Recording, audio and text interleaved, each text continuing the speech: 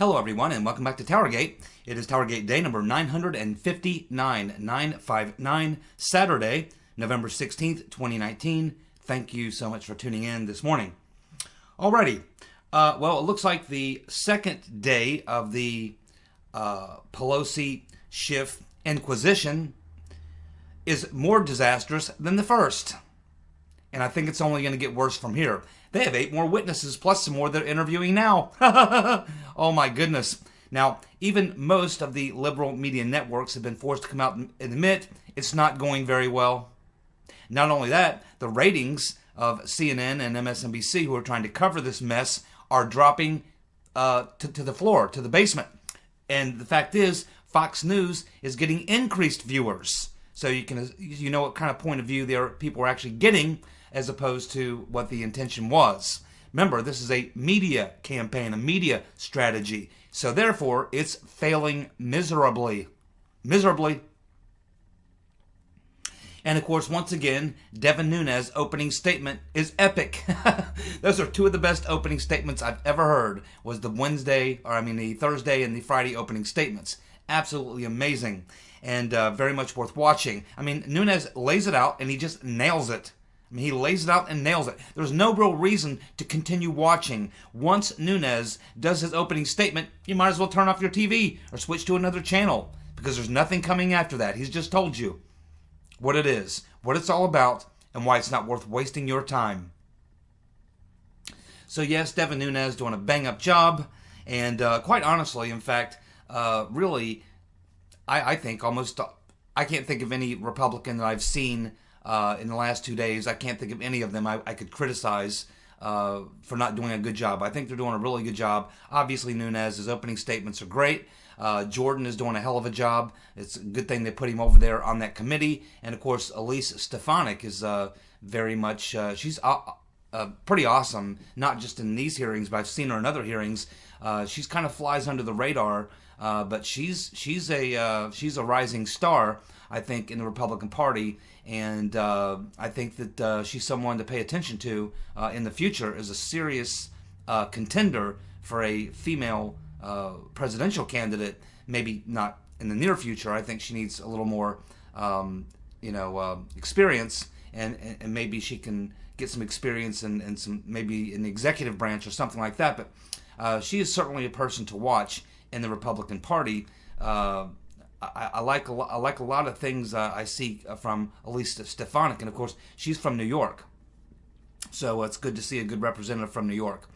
So anyway, that's my take on the 2 days. It's just to think that these first 2 days we've seen the top 3 witnesses. They've been more devastating. Both what we saw with Taylor, what we saw with what's his name, the other guy, and also with the witness that we saw, Ivanovich, their testimony.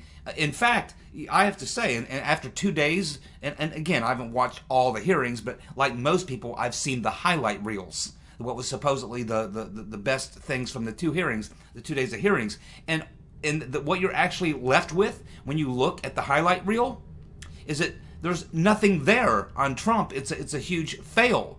What actually you're left with, the impression you're left with after watching, is that you're left with the impression, hey, I think we need to look into this Ukraine with the Bidens and Seneca Rosemont and the other stuff that was going on here with the Bidens and the Kerrys and all this stuff. I mean, that seems to be where we should actually be doing some investigations. That's where we should be doing some inquiries.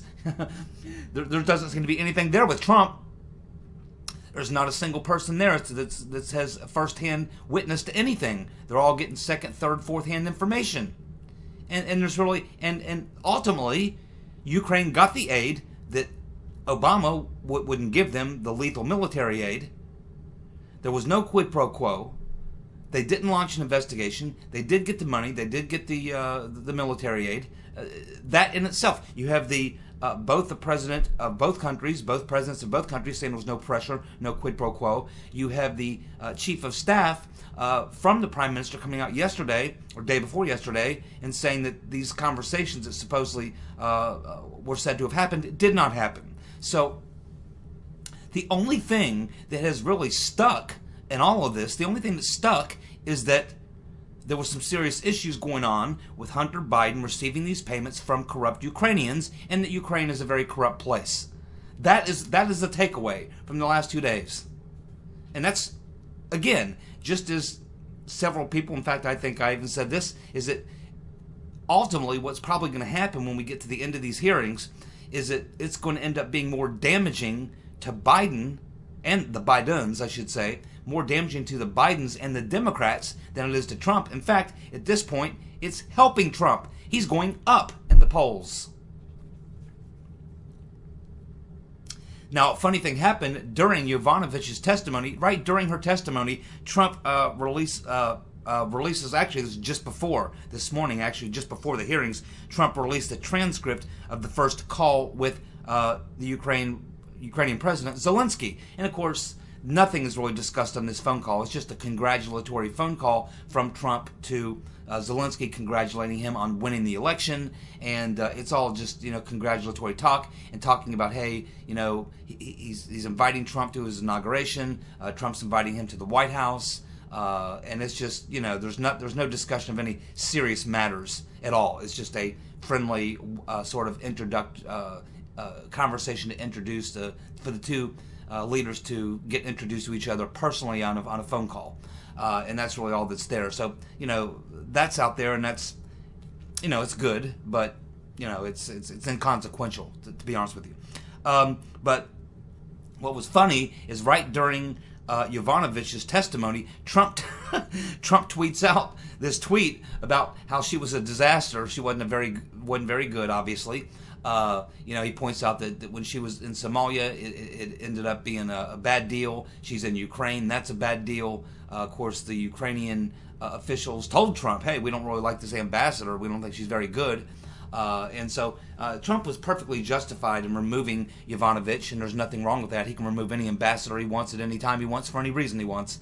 And so there's really no problem with him removing her. But the funny thing is, he tweets this out during her testimony, and the bug-eyed fool, actually interrupts the hearing and reads Trump's tweet.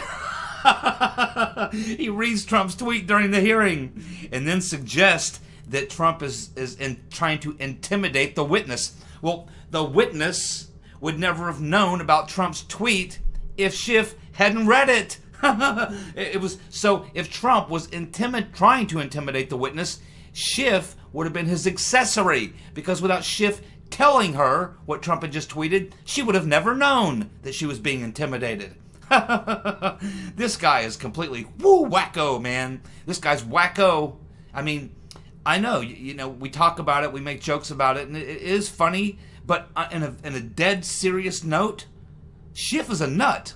This guy is straight up Looney Tunes, man. And he's not very smart. He's not. I mean, this guy's a lawyer, but I don't know where he got his law degree. He's from California, but this guy's a dum-dum. Straight up.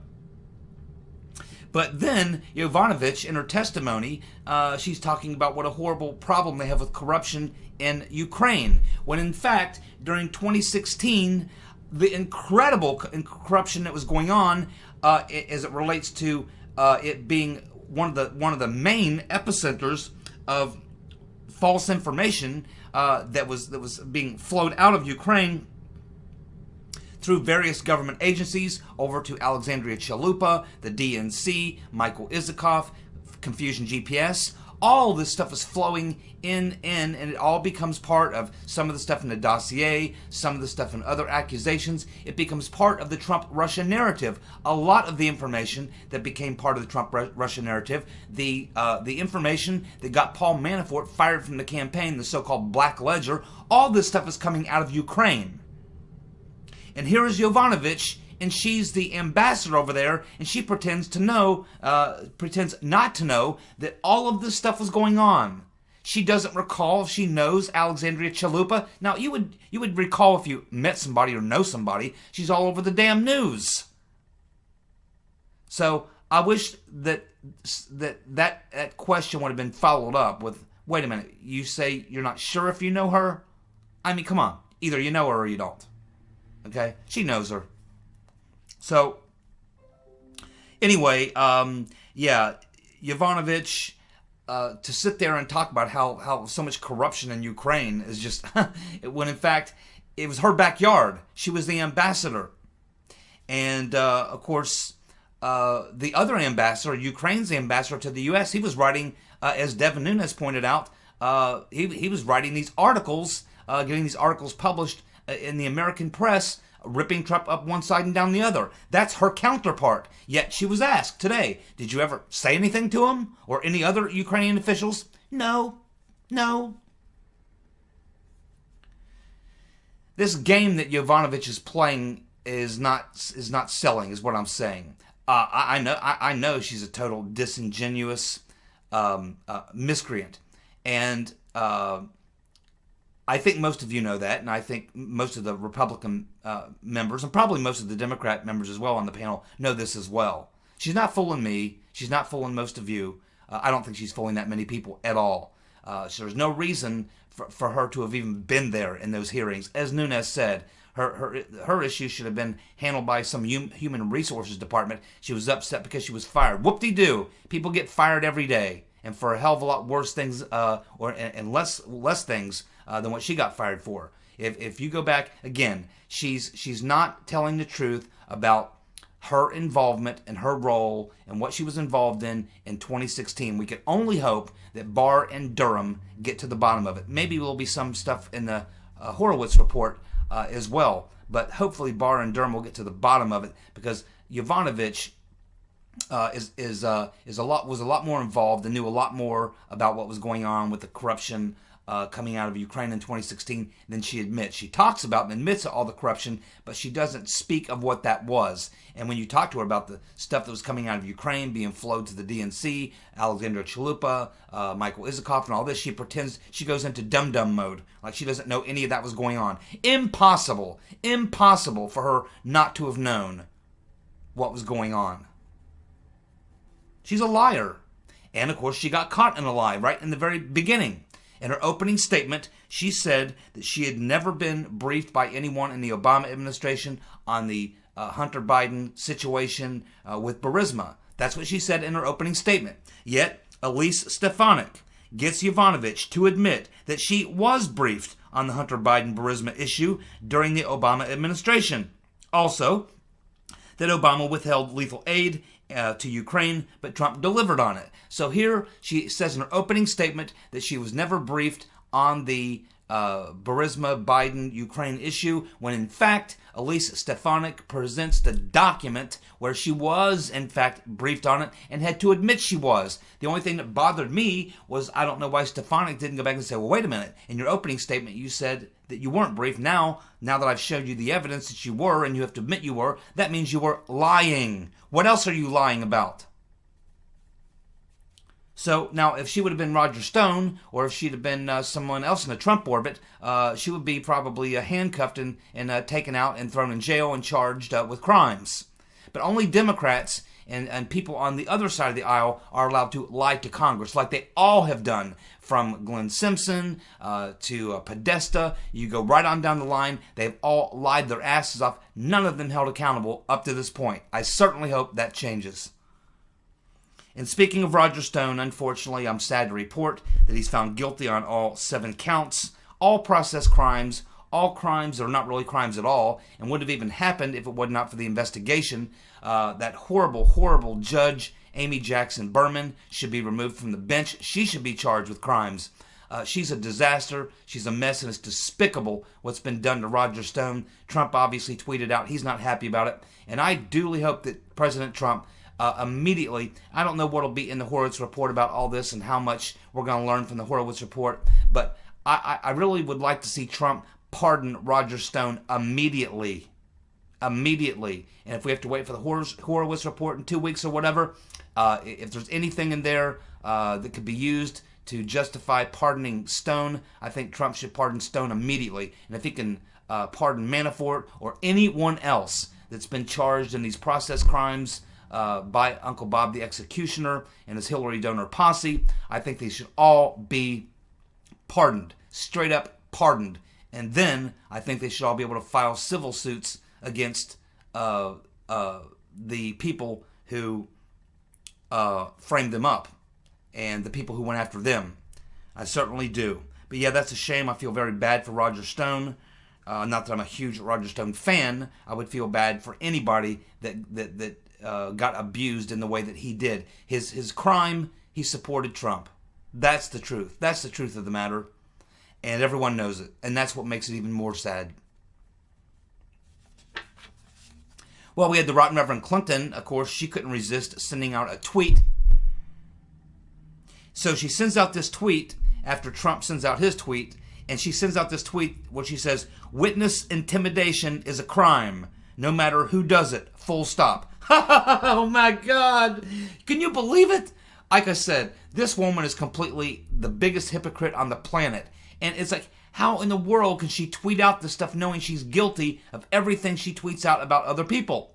I mean, so it didn't take long for the Twitter universe to jump all over the Rotten Reverend, and she just got destroyed, slaughtered on Twitter after saying that witness intimidation is a crime, no matter who does it, full stop. Of course, and everyone on Twitter talking about the fact that she is the one who sicked the Union thugs on the victims of her crooked peckered husband, Slick Willie, and specifically probably the most damning case, which I think is still to this day should be reopened and looked into, the case of Juanita Broderick. She has got witnesses. She's got evidence. I think when you watch her being interviewed, I've seen her interviewed many times. This is something that should be looked at. I mean, if you can go back and look at Kavanaugh from 25 years ago, you can certainly go back and look at Slick Willie. And of course, it was the Rotten Reverend who was trashing all these women. So in response to the Rotten Reverend Clinton's tweet, here's just a couple of my favorites. The first one, of course, to Hillary's tweet, "Witness intimidation is a crime, no matter who does it, full stop." You had one response, "Bill Clinton's accusers!" Exclamation point. "Juanita Broderick!" Exclamation point. Next one, "It's better if they get Epsteined." The next one, "So what you're saying is that you should be locked up." Another one, "How's Jeff?" Another one, "Jeffrey Epstein, unavailable for comment." And you could go on and on. Obviously, the Rotten Reverend got torn a new asshole over that particular tweet. The woman is completely oblivious to her own hypocrisy, and it would be, it's actually funny. You know, it actually is funny. At this point, it used to be sad. It's gone from funny to sad, now back to funny again. You just can't take this woman seriously. Okay, so it looks like there's this seat. Of course, we know that this Katie Hill, this Democrat, was forced to give up her seat in Congress because she was posting her husband, I guess, was posting nude videos of her taking bong hits, playing with her staffer. She apparently was in some sort of a three-way relationship or whatever. She didn't want to go through the ethics committee hearings and be embarrassed, so she stepped aside and gave up her seat. Now, I don't know what district she lives in, somewhere out in California, but there's a lot of people in that district that are fairly notable that are now wanting to run for Katie Hill's seat. And, of course, one of them is George Papagopolis is wanting to run for Katie Hill's seat. I think Mike Cernovich also lives there, and he is, I think, mentioned he might run for that seat. You also have now throwing his hat in the ring, believe it or not, Cenk Uygur of the Young Turks. Oh, my God. Cenk. Could you see Cenk in Congress? Now, that would be funny. Hopefully, I'm pulling for Papagopolis. I'd like to see Papagopolis, although Cernovich should be awfully good in Congress as well. But yeah, there's another woman running. There's probably going to be quite a few people running for that seat out there. It must be a crazy town. I'm not sure what town that is in California, but it's probably crazy town. Just based on the people you can see that live there in that district, it looks like kind of like crazy people's district. But anyway, quite a cast of characters running for Katie Hill's seat. So we'll have to see how that goes. But I'm definitely pulling for Papagopolis. I think he would be a very good. Representative. But again, I like Cernovich too. And Cenk. The only reason, well, I don't want to see Cenk win for any reason, but at least it'd be funny watching him get his ass kicked in Congress every day. Anyway, we have CNN now reporting that top Democrats are privately acknowledging that the impeachment hearings are not going well and that they are losing the battle. You bet. And that's a no-brainer, obviously. It's a no-brainer for anyone who has a look of common sense in their head. And you can tell from the ratings, they're in the tank. As bad as CNN's ratings normally are, they're really, really in the tank now. I mean, there's practically nobody watching. If they didn't have their TVs in airports and bus stations, they probably wouldn't even have a few hundred viewers. That's how bad it is. No one wants to watch this mess. But CNN trying to cover it. They're trying to cover it like it's the Nixon hearings, but it's not even in the same universe as the Nixon impeachment hearings. So. Yeah, it's a disaster, and I don't know if I want it to end or keep going. I mean, Trump is winning so big in this deal. And the thing is, this is despite the fact that the Pencil Neck Geek is rigging the entire thing. I mean, the witnesses that the Republicans wanted were not allowed to be there. Just imagine if they were, how incredibly bad this would be. But we do have Ron Johnson over there on the Government Affairs Committee who's working with Grassley, and he says that they're in the process right now of putting together documents and working on putting together their own little deal. And it appears that the Senate Judiciary with Lindsey Graham doesn't seem to be able to get up off his ass and do anything. Twitch McConnell is of course lukewarm. You never really know where Twitch stands. He can blow either way. But we know that Grassley is getting mighty frustrated, and he and Ron Johnson are on that Government Affairs Committee, and Ron Johnson is saying that they're right now working on some things and that they're going to request some of these people come and testify, and if not, they will issue subpoenas. And he's talking about the Bidens, both Joe and Hunter. He's talking about the whistleblower, and he's also talking about the bug-eyed fool himself, Adam Schiff. So that's what Ron Johnson is talking about. Now, we'll see if he actually backs that up, but that's what he's talking about. Not only that, we have Rashida Tlaib, the second of the four horsewomen of the apocalypse, being called on the carpet. First, we had Ocasio-Cortez being dragged into court and having to publicly apologize to someone she banned from Twitter and having to make a statement of how, people have a right to, as a member of Congress, people have a right to, question you or criticize you or whatever, and that's something you have to accept if you're a member of Congress. So she had to give this statement. She had to apologize, the whole 9 yards. I don't think there's any, criminal charge or probably no fine or anything, but the public embarrassment, But you notice how nobody in the Democratic Party establishment came up to defend her. Not Pelosi, not any of the Democrat regulars. They just kind of let her swing in the wind. Now we have, of course, Ilhan Omar is currently, there's some sort of a investigation going on now with Ilhan Omar. We don't see any establishment Democrats coming out to defend her. And now we have Rashida Tlaib. She is currently under a House Ethics Committee expanding probe. And this is in the House where Democrats are. So Democrats are actually investigating Rashida Tlaib, and it looks like there's not much to investigate. It's pretty clear cut. She violated the law. She requested, she actually wrote a letter, requested $17,500 in money from her campaign after she was elected, which is, of course, illegal. She has violated campaign finance law, and it's Democrats in the House who are investigating this. So, and they have decided to escalate this investigation against her. So here you see the Democratic establishment fighting back against the four horsewomen of the apocalypse. And of course, we know that I think two of them have given their full endorsements to Bernie. He's promised that Cortez would have a seat in his administration, which there won't be a Sanders administration. But if he were to become president, he said she would be in his administration. That ain't going to happen. So here we see Omar Cortez and Tlaib all having some troubles, and they are being abandoned, getting no support from the Democratic establishment, who in this particular case with Tlaib is actually the ones doing the investigation. There you go.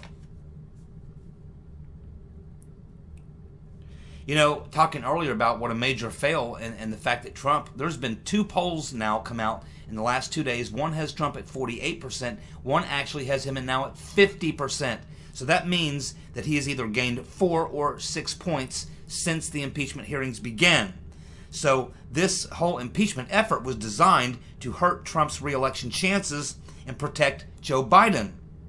But Trump has gained 4 to 6 points since the Inquisition began, while Biden has slipped in the polls, and there has been more damning evidence now that's been brought to light around the Biden's situation with Ukraine, and of course now it's engulfed the Kerrys as well. So as you can see, this is what you call an epic fail. Trump was supposed to be the one hurt by this. He's actually gained 4 to 6 points, and the people who really are getting hurt the most is the Democrats and Biden, and now the Kerrys being drug into this. So this is what you call an epic fail.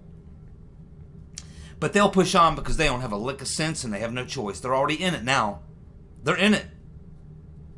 It's easy to get into one of these things. It's damn hard to get out without looking like a completely, like a fool, which is, I don't see it going any other way. If the first 3 witnesses we saw is the best they got, it only gets worse from here.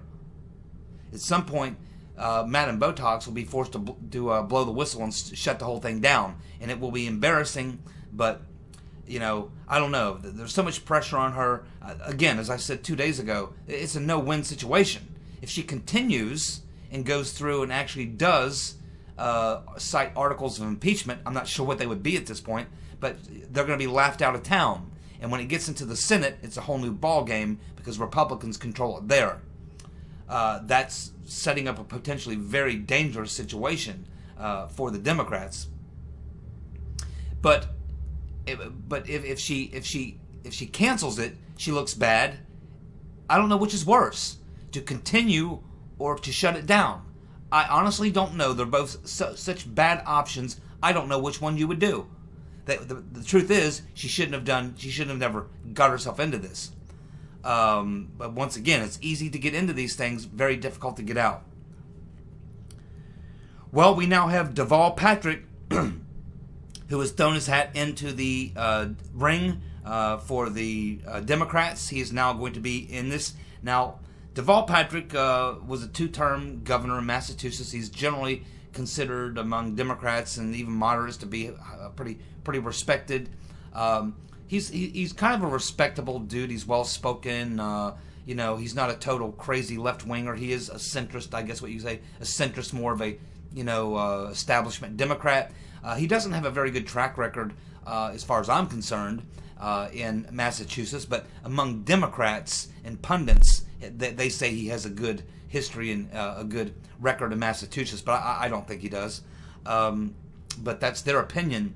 But amongst Democrats, he's pretty highly respected. Now, he doesn't have the mental issues that Biden has. He's nowhere near as far to the left as all the other ones, and he actually looks somewhat like a serious candidate. So he could be an interesting threat to Joe Biden at this point. I don't think he hurts anyone else too much. Maybe Buttigieg, maybe. But if he does actually, and I believe he has filed, so I think that once he actually gets out there, if he actually does get into the debates and he actually does get a chance to get some commercials out there, actually gets a chance to get his voice out there, I think it's so late in the game it's going to be hard. But if he can get himself out there a little bit, I think he could really, really cut into Biden. And if he gets in there and he cuts into Biden and cuts Biden in half, then you have maybe him and Biden splitting, which would push Biden well into lower tier, like 4th or 5th place. They would both be stuck kind of in 4th or 5th place. One of them would have to get out for it to really be good for either of them. They both can't. If they both are in together, they're splitting the centrist vote, the establishment Democrat centrist vote. So that's the only thing that Deval Patrick would do, is split the vote, and would probably end up helping Warren. So you have to ask yourself, why would he do that? Now, if Biden got out of the race, and you could understand why he would do it, but why would he, if he's worried about the party being too far to the left, why would he jump in knowing good and well he's going to split the vote with Biden and almost assuredly propel Warren to a solid #1 spot? Why would he do that? What's going on?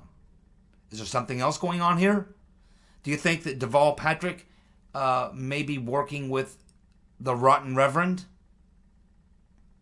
Maybe Deval Patrick jumps in, drops Biden, splits the vote with him, drops Biden down to where he's third, fourth tier, and can no longer, and he can't raise money now. Once he drops to third, fourth tier, he really won't raise money. He'll be out. Plus all the Burisma stuff that's going on, the new revelations coming out. Biden could be forced out by, the end of December if Deval Patrick can get his voice out there.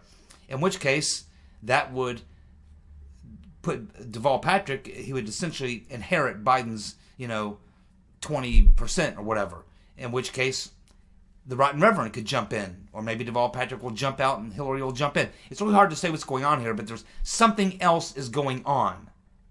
Deval Patrick would not jump in to the race knowing good and well he's going to split the vote with Biden and get the very thing that he says he's trying to prevent, which is Warren, the far left. He's trying to prevent the far left from taking over the party. Why would you jump in and knowing good and well that in doing so, you're going to be splitting the vote with the only other centrist so-called establishment candidate, and you are going to propel Warren into the lead.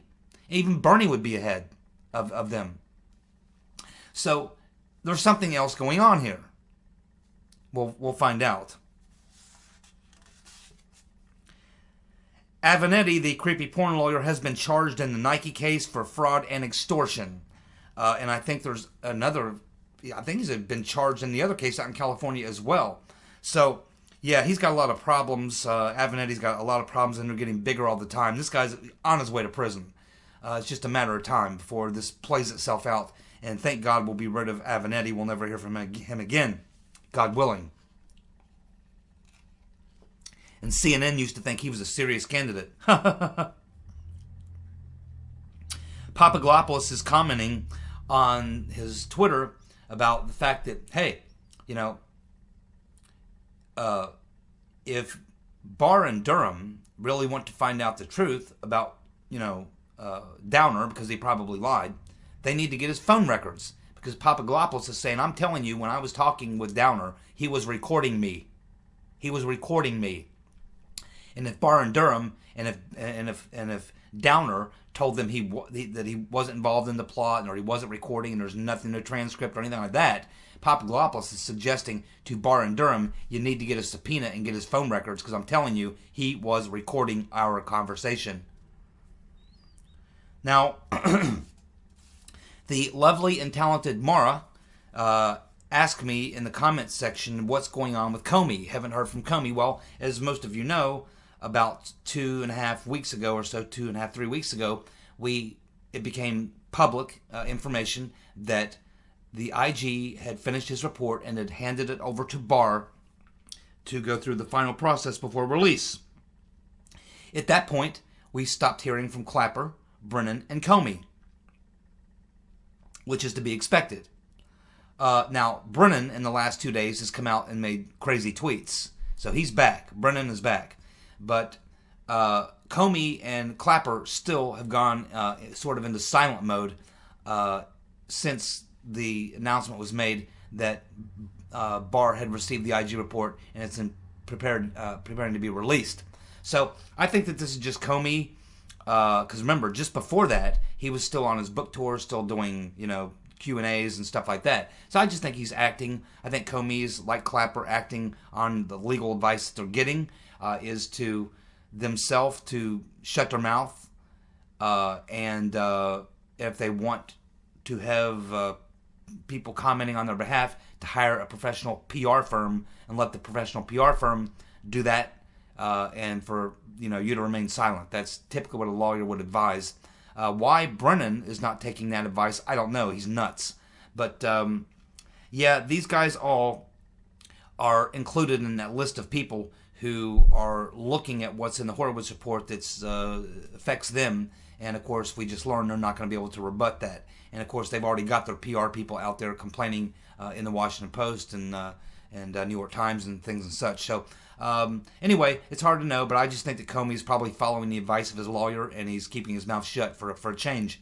And it's a good move, but I think it's a little too late.